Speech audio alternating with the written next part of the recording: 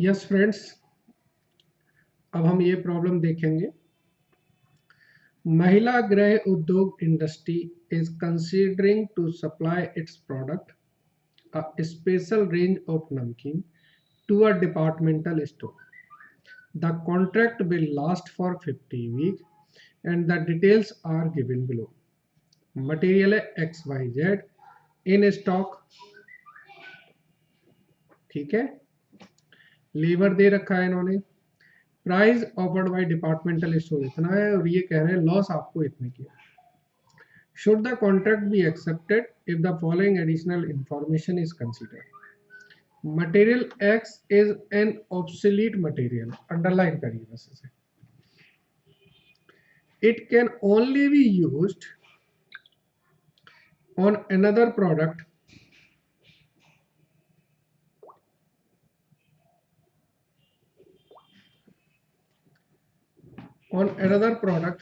the material for which is available at rupees 1,35,000. Material X requires some adaptation at cost rupees 27,000. Material Y is ordered for some other product which is no longer required.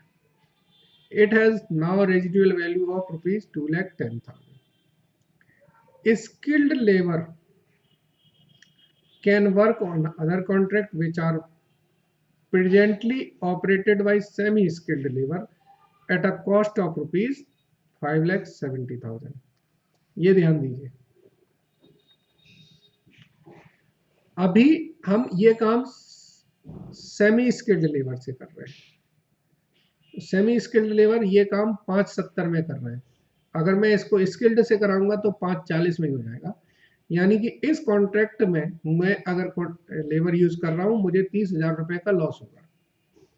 Non-skilled labor are specifically employed for this contract. Supervision staff will remain whether or not the contract is accepted.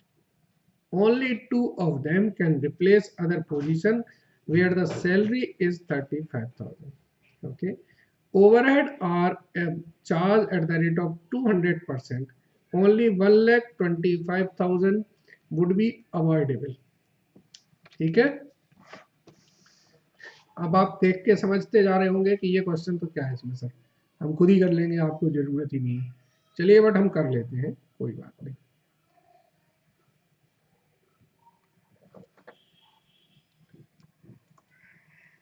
तो हम क्या बनाएंगे इसमें, हमें cell दे रखी है तो statement of cost and benefit बनेगा।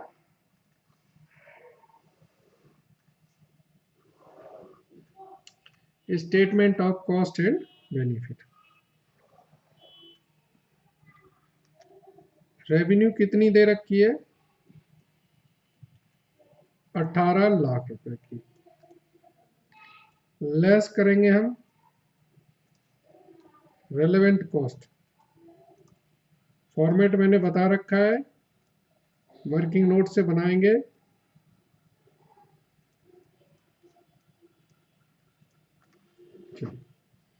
वर्किंग नोट 1 बनाएंगे किस चीज के लिए, मटेरियल के लिए। मटेरियल हमारे पास कौन कौन से हैं, मटेरियल है एक्स।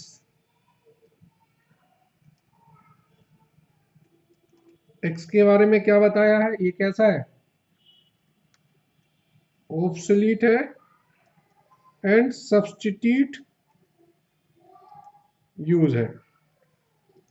रेलेवेंट कॉस्ट क्या होगी, अपॉर्चुनिटी कॉस्ट।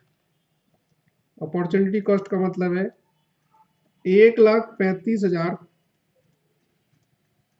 माइनस 27,000। जिस जगह ये मटेरियल यूज होगा वो मटेरियल हम 1,35,000 का खरीदेंगे, लेकिन यूज करने के खर्चे 27,000 रुपए हैं। ठीक है। मटेरियल बाई कैसा है, ये भी ऑब्सोलीट है। ठीक है। तो रेलेवेंट कॉस्ट क्या होगी, स्क्रैप वैल्यू यानी कि अपॉर्चुनिटी कॉस्ट, इसकी स्क्रैप वैल्यू 10,000 है। मटेरियल जेड है ही नहीं स्टॉक में, ये तो रेलेवेंट कॉस्ट क्या होगी? करेंट परचेज प्राइस 3 लाख रुपए, 3, ये 6,18,000 रुपए का तो हमारा मटेरियल हो गया। वर्किंग नोट 2 किस चीज का होगा? ये लेबर का, लेबर का वर्किंग नोट करेंगे तो इसमें 2 तरीके की लेबर है, एक तो स्किल्ड है और एक आपकी अनस्किल्ड है। स्किल्ड के लिए थोड़ा देखिए, स्किल्ड में हमारी जो रेलेवेंट कॉस्ट होगी वो क्या होगी? Labour cost plus benefit lost.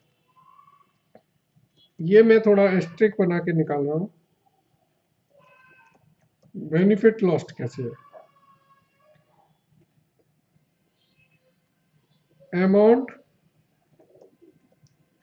Paid करी है हमने किसको?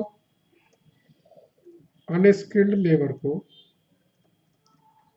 फॉर अदर वर्क, किसी दूसरे काम के लिए हमने अनस्किल्ड लेबर को 5,70,000 दिए।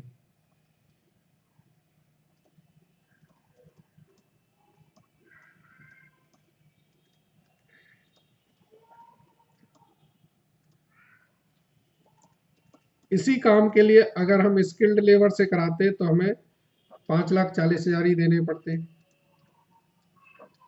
तो ये हमारी बेनिफिट लॉस्ट आ गई। तो यहां पर आ जाएगा 5,40,000 प्लस 30,000, 5,70,000। स्किल्ड लेबर में रेलेवेंट कॉस्ट क्या होगी? लेबर कॉस्ट होगी। अनस्किल्ड में या नॉन स्किल्ड में तो ये 3 लाख है। तीसरा है सुपरवाइजर। तो सुपरवाइजर वैसे तो ये फिक्स्ड है, लेकिन यहां पर पढ़िए सुपरवाइजर का कॉन्सेप्ट पढ़िए क्या लिख रहा है। Supervisor, supervisor staff will remain the only 2 of them can replace other position. ये दोनों में से, इनमें से 2 लोग जाके कोई दूसरी पोजीशन रिप्लेस कर सकते हैं, और जहां पर हमें 35,000 रुपए देने पड़ रहे हैं, इसका मतलब क्या है?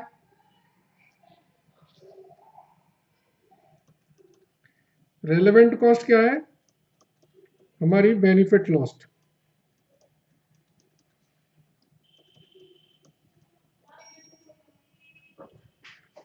ऐड करेंगे हम तो ये आएगी हमारी 9,05,000 रुपए।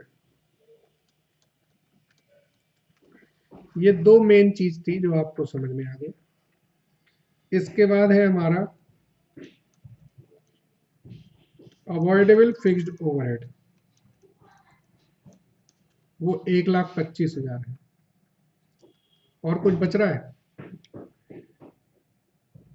देख लीजिए, और कुछ बच रहा है? नहीं।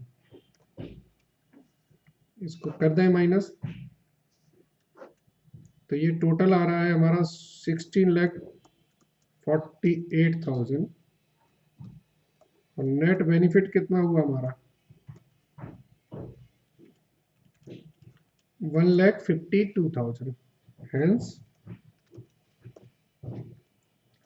it is better to accept the offer. It is better to accept the offer.